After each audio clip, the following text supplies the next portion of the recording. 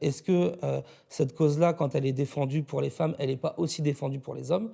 Puisque finalement, aller chercher des conquêtes sociales pour la question des femmes, c'est aussi améliorer le quotidien des hommes. Et donc, en ce sens, tout le monde doit s'impliquer dans cette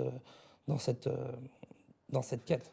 C'est qu'aujourd'hui, on est plus dans l'extraordinaire que dans le commun, de voir un homme qui prend un congé paternité plutôt qu'une femme prend un congé maternité. Donc peut-être que c'est ça, c'est la question de la bataille des idées sur ces éléments-là, quoi. Après, je pense, pour moi, la définition, oui, de féministe, c'est peut-être plus être plus être indépendante ou ouais, entre guillemets, qu'elle n'ait pas besoin de l'homme en fait pour pouvoir être épanouie dans ce qu'elle fait, dans son travail, dans sa vie privée ou des choses comme ça. Je pense. Qu'est-ce qu'on peut faire pour faire changer les choses sur ce sujet?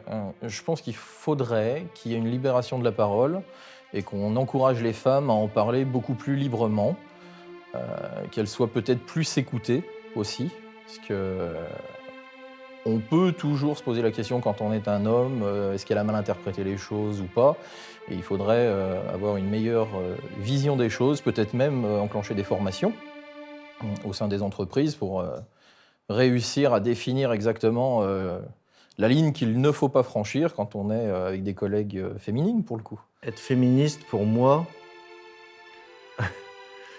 ça va peut-être pas vous choquer, mais vous interroger, mais dans mon, et j'ai pas envie de le dire le mot éducation, alors du coup je vais dire dans mon instruction familiale, c'est pas des questions qui sont non pas abordées, mais qui nous gênent, puisque chez nous, de là où je viens moi, ma propre histoire personnelle et celle de ma famille, l'égalité, j'ai envie de dire, entre les genres, elle est acquise dès ma naissance.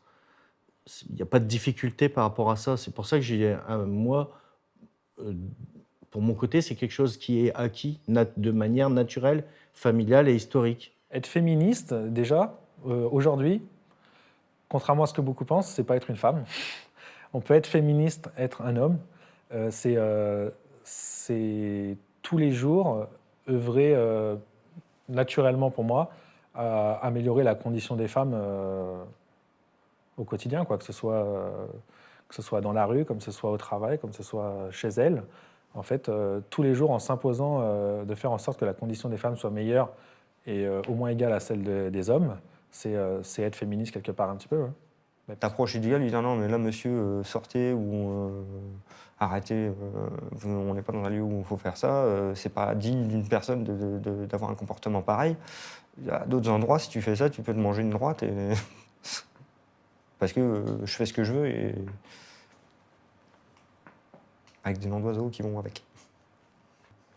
C'est souvent des rires, principalement des rires. Ils n'ont pas cette réaction de dire non, mais.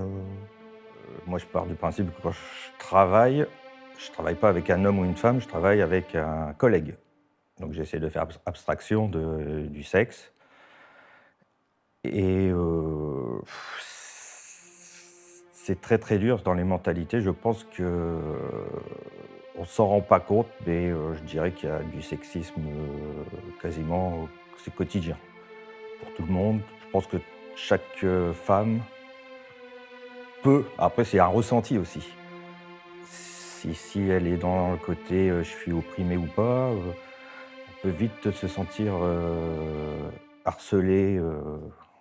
Dans la vie courante, par exemple, quand on est dans un bus, un homme va plus laisser la place à une femme, alors que dans la vie du travail, on mettra plus un homme à un poste à responsabilité. Donc c'est vrai qu'on le voit un peu partout, quoi, à différentes échelles. Pourquoi laisser la place à une femme dans un bus et pas lui laisser la place dans un statut à responsabilité?